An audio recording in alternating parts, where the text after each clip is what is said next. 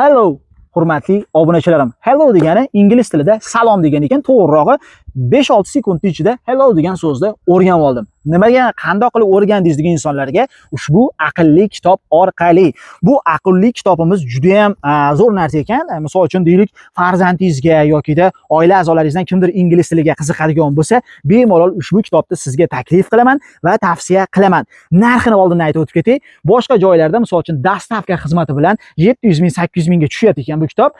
Bu bitta opamiz olgan ekan. Hozir endi opamizga zarilmas ekan, lekin obunachilaringizga ilindim dedi. Ingliz tiliga qiziqadiganlar bo'lsa, bemalol bizga murojaat qilinglar deyapti. Mana tepaga telefon raqamlari qo'yib qo'yapman. Bog'lanib, gaplashib ushbu kitobni bitta qo'ldan xarid qilsangiz bo'ladi.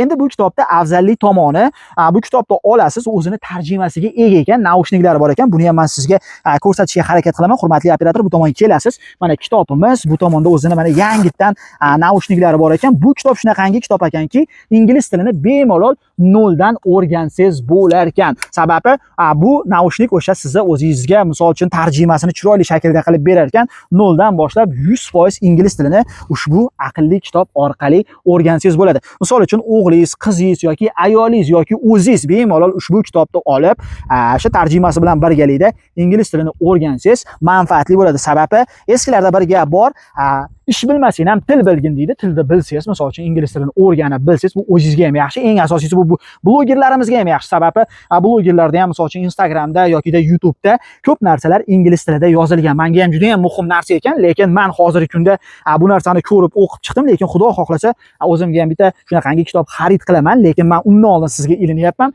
Ko'ring, yoqsa bemalol pastdagi raqamlarga murojaat qiling va ushbu kitobni bitta qo'ldan xarid qilsalaring bo'ladi. Eng asosiy gapni aytaymi sizlarga.